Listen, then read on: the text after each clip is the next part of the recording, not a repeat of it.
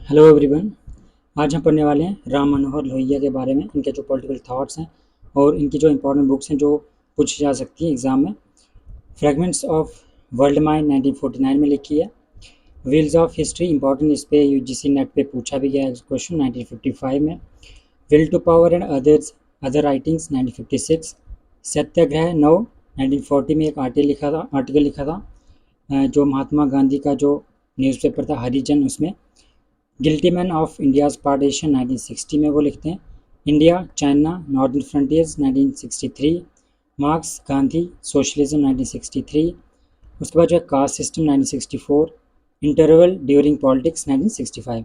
तो ये इनके जो थे मेन वर्क्स, और इनमें से जो क्वेश्चन पूछे गए हैं ये हैं सेकंड जो व्हील्स ऑफ हिस्ट्री 1955, इसमें नेट में जो क्वेश्चन पूछा गया है।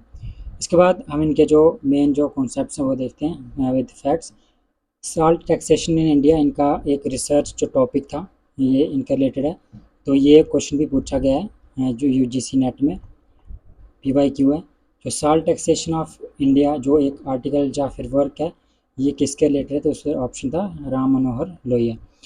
आईएनसी ज्वाइन करते हैं वो 1932 में। उसके बाद जो कांग्रेस सोशलिस्ट पार्टी जो है वो बनाते हैं 1934 में। विद इन जो कांग्रेस है उसी में एक पार्टी बनाते हैं, कांग्रेस सोशलिस्ट पार्टी। और कौन कौन इनके साथ होता है, किसके साथ ये बनाते हैं, तो तीन मेन बंदे हैं, तीन मेन जो हैं लीडर्स जो कांग्रेस सोशलिस्ट पार्टी बनाते हैं 1934 में।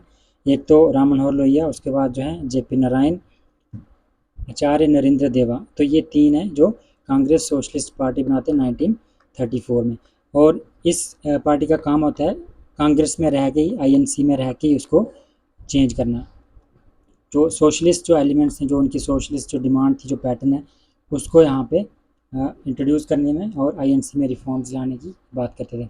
उसको जब क्विट इंडिया मूवमेंट चल रही थी तो 1942 में गांधी को वो सेक्रेटली हेल्प करने की कोशिश करते हैं। और उसके बाद जो है हिंद किसान पंचायत बनाते हैं 1949 में। उसके बाद जो है प्रजा सोशलिस्ट पार्टी 1942। और उसके बाद जो है सोशलिस्ट पार्टी बनाते हैं।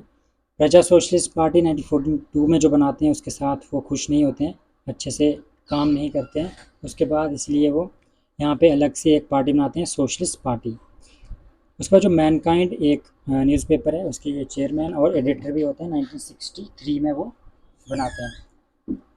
इसके बाद जब 1963 में जब पोस्ट इंडिपेंडेंस इंडिया में वो मेंबर ऑफ पार्लियामेंट बनते हैं, और 1963 में वो यहाँ पे जो सोशलिस्ट पार्टी को मर्ज करते हैं, किसमें, संयुक्ता सोशलिस्ट पार्टी। तो ये थे कुछ फैक्ट्स इनके रिलेटेड। उसके बाद जो उनके जो मेन जो कॉन्सेप्ट जिस पे क्वेश्चन पूछे भी गए हैं वो है 4 पिलर स्टेट। यहाँ पे स्टेट की बात करते हैं, वो स्टेट के बोलते हैं 4 जो मेन पिलर्स हैं। और यहाँ पे वो बात करते हैं जो पार्लियामेंट्री डेमोक्रेसी है उसको रिप्लेस करना है विद किससे, डिसेंट्रलाइज सिस्टम। तो डिसेंट्रलाइज सिस्टम कैसे, यहाँ पे स्टेट जो मेन है स्टेट, उसके 4 पिलर्स यहाँ पे पहले है सेंटर, उसके बाद प्रोविंस, उसके बाद डिस्ट्रिक्ट और विलेज। तो ये जो 4 मेन जो है पिलर्स हैं, इन पे भी क्वेश्चंस नहीं पूछे गए, सीधा पूछा गया है कि जो 4 पिलर स्टेट जो कॉन्सेप्ट है वो किसका है। तो आपको याद रखना है राम मनोहर लोहिया। उसके बाद जो है यहाँ पे सबसे इम्पोर्टेंट जो है वो है सप्त क्रांति। यहाँ पे वो 7 टाइप्स ऑफ रेवोल्यूशन की बात करते हैं।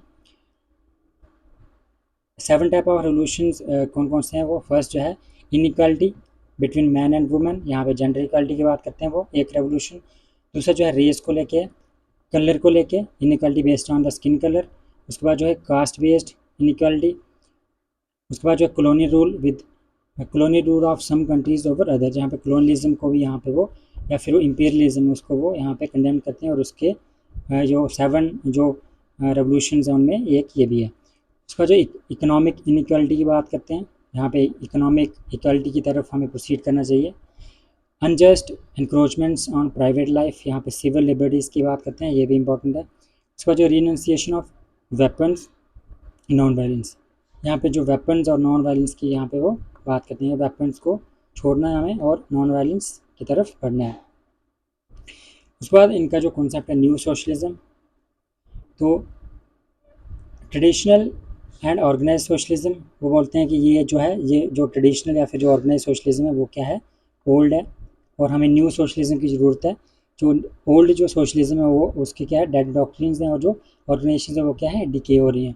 तो 1959 में वो प्रपोज करते हैं new socialism. 5 supreme ideals of politics, जो पॉलिटिक्स है चाहे वो इंडियन पॉलिटिक्स हो या फिर ग्लोबल की बात हो वहाँ पे बोलते हैं कि जो 5 सुप्रीम आइडियल्स होने चाहिए, कौन कौन से? पहला इक्वालिटी, दूसरा जो है डेमोक्रेसी, नॉन वायलेंस, डिसेंट्रलाइजेशन और सोशलिज्म। तो ये जो है मेन 5 जो सुप्रीम आइडियल्स हैं ऑफ एनी पॉलिटी, चाहे वो इंडियन हो चाहे फिर ग्लोबल। उसके बाद यहाँ पे डिस्टिंक्टिव फीचर्स क्या हैं इसके, जो न्यू सोशलिज्म है उसके। फर्स्ट जो है डिसेंट्रलाइज सोशलिज्म, स्मॉल जो साइज मशीन्स होनी चाहिए, कोऑपरेटिव लेबर होनी चाहिए, विलेज गवर्नेंस और डिसेंट्रलाइज्ड प्लानिंग। तो ये इनके हैं एक। उसके बाद जो विलेज गवर्नेंस, कोऑपरेटिव लेबर और स्मॉल से साइज मशीन्स और डिसेंट्रलाइज यहाँ पे सोशलिज्म। तो ये हैं distinctive features of new socialism.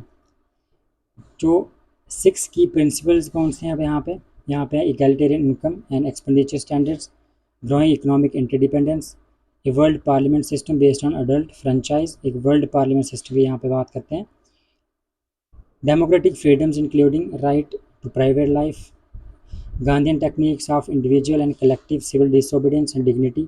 6 जो है वो है rights of the common man. तो ये इनके थे 6 की प्रिंसिपल्स ऑफ सोशलिज्म। तो इससे बाहर क्वेश्चन नहीं आएगा, इसमें डायरेक्ट क्वेश्चन आते हैं, जैसे यहाँ पे साल्ट टैक्सेशन पे पूछा गया।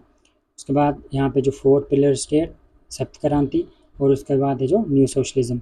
वैसे ही अदर थिंकर्स हैं, जैसे यहाँ पे जेपी नारायण है, उनका जो है टोटल रेवोल्यूशन इंपॉर्टेंट, इस पर डायरेक्ट क्वेश्चन पूछते हैं।